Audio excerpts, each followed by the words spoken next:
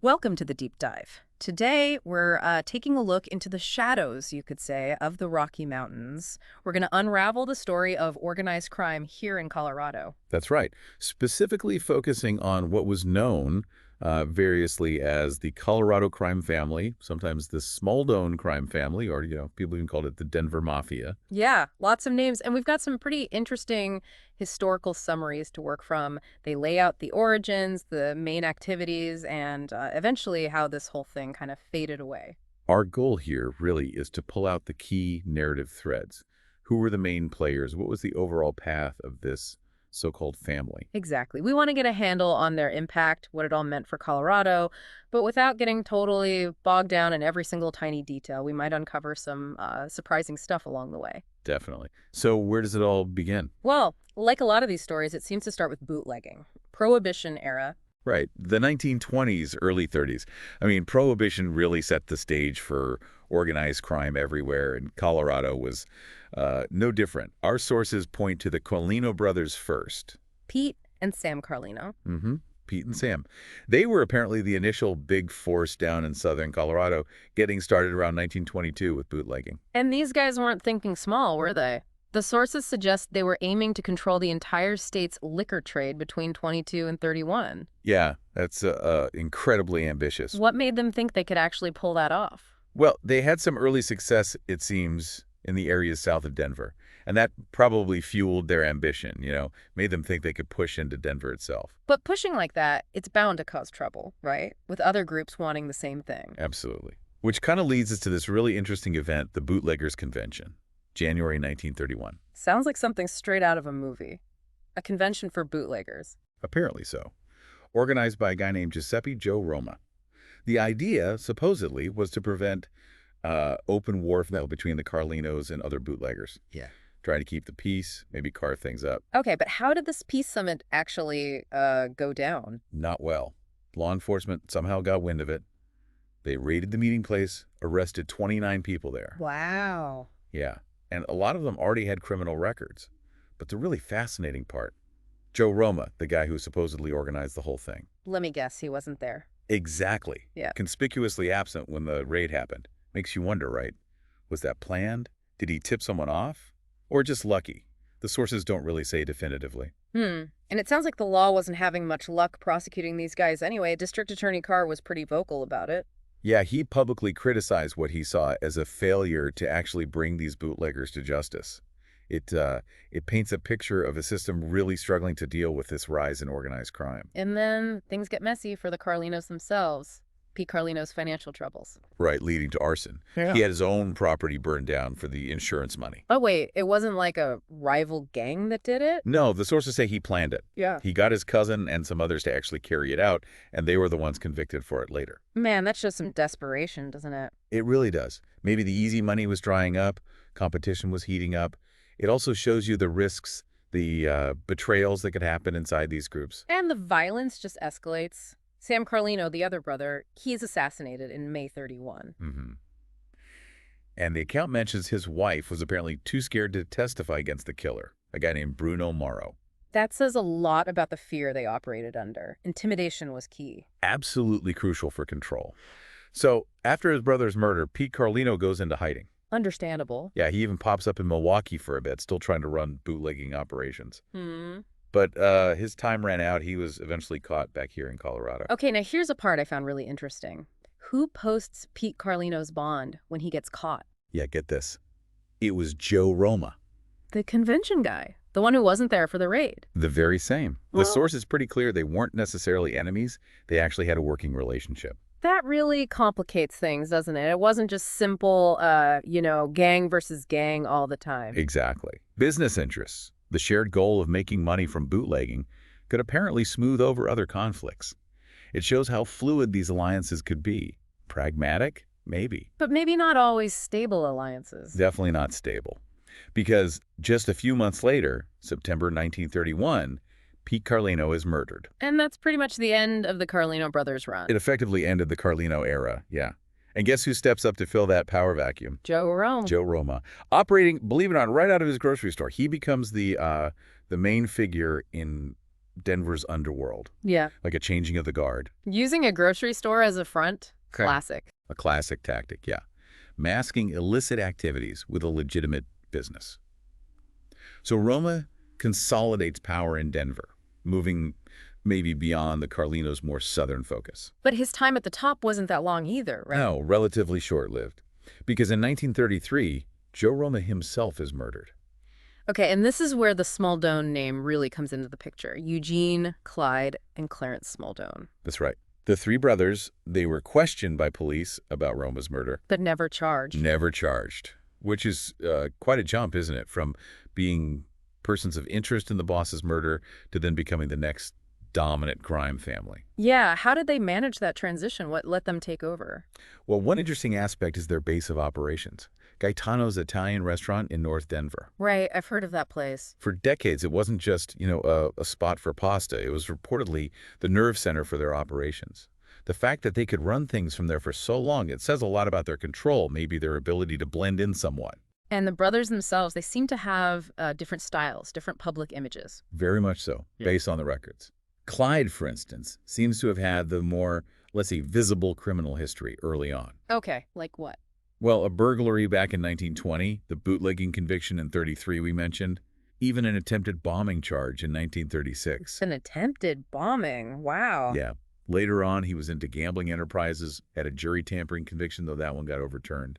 But still, he seemed to be the one drawing more direct legal heat more often. So Clyde was maybe the more hands-on, rougher edge. Perhaps. His record certainly shows their move beyond just bootlegging into things like gambling and also, trying to manipulate the justice system itself. Okay, then there's Eugene. He was seen as the leader, right? The patriarch. Eugene Smaldone, yeah. Considered the top figure, especially in northern Colorado. He was suspected in killings, apparently, but never actually indicted for murder. So what was he arrested for? Things like auto theft, bootlegging back in the day, tax evasion later on. But the description of him is what really stands out. What was that? The source describes him as the school teacher type. He wore glasses, very polite, very civil. A school teacher type running a crime family. That's quite a contrast. Isn't it? It really challenges that stereotypical image of a mob boss. How do you maintain that persona while allegedly being involved in serious crime? Did the sources give any clue? Was it just an act? It suggests maybe a calculated effort to keep a low profile, perhaps disarm people. But we know the polite exterior didn't stop the actual crime. He was eventually convicted of loan sharking in 1983. Okay, so beneath the glasses and politeness, still serious business. Exactly. It raises that question, how much was real, how much was a facade? And the third brother, Clarence. Clarence was seen as the underboss. He actually beat federal loan sharking charges back in 1971. He was acquitted. Yep. But then, later, in 1983, same year as Eugene's conviction, Clarence was convicted of loan sharking and ended up serving 8 years. So loan sharking seems to have been a big part of their operation later on. It really does. The repeated charges against both Eugene and Clarence suggest it was a core revenue stream for them.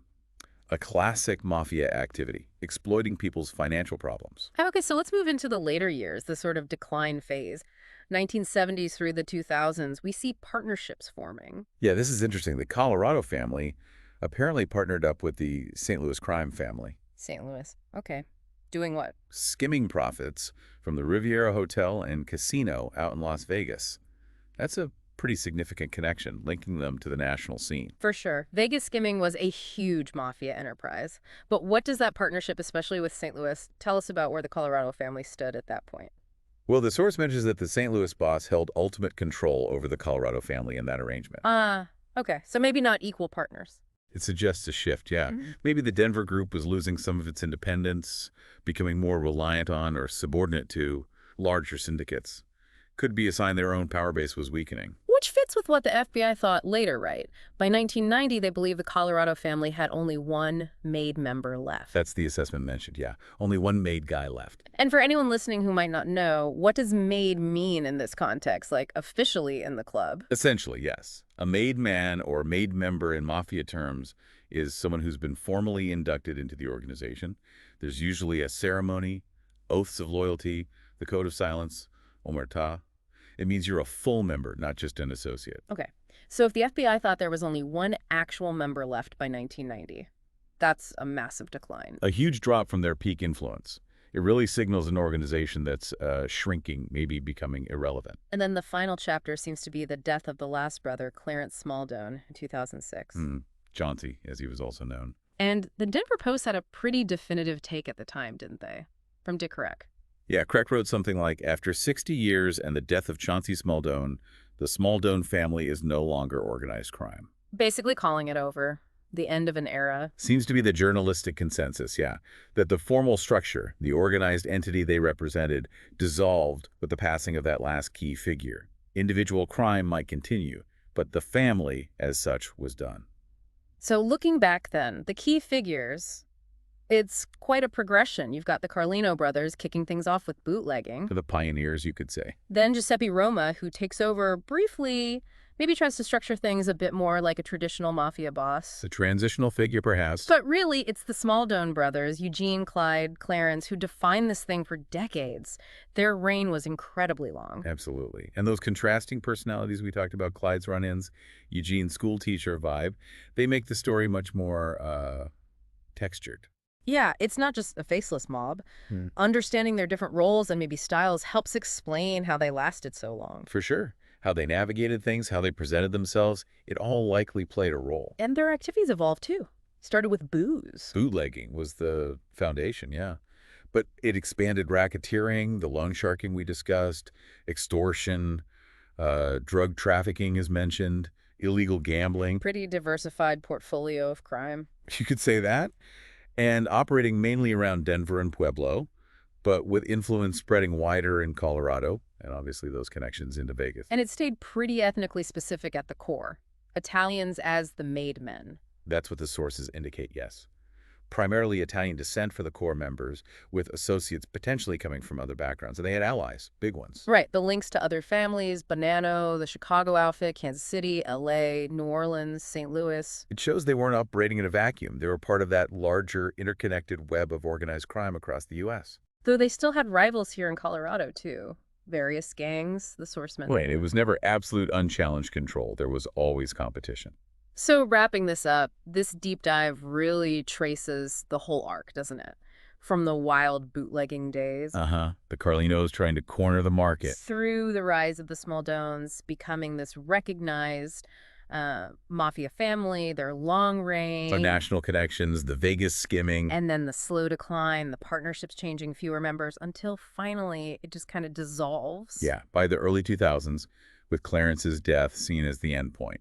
And we hit on some, unexpected details that bootleggers convention bust. Right. And Roma not being there? Eugene Smaldone's polite demeanor. The school teacher boss. And that final assessment that, the Smaldone family as an organized force was finished. It really underscores that this wasn't just some isolated local phenomenon. It connected to those bigger national trends in organized crime.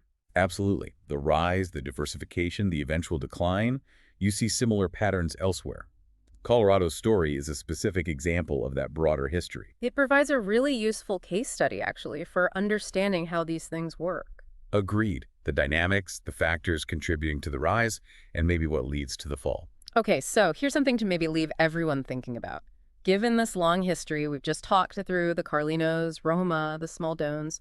What are the real fundamental things that allow organized crime to get a foothold and even thrive in a place like Colorado or anywhere? That's a big question. Opportunity, corruption, social factors. Exactly. And then, flip side, with all the changes in society, technology, law enforcement since the Smaldones' heyday, what kind of unseen forces might be shaping illicit activities today, here, or elsewhere? Are the old models even relevant anymore? It definitely makes you wonder what's happening beneath the surface now, doesn't it? It does. Something to ponder. Thanks for joining us for this deep dive.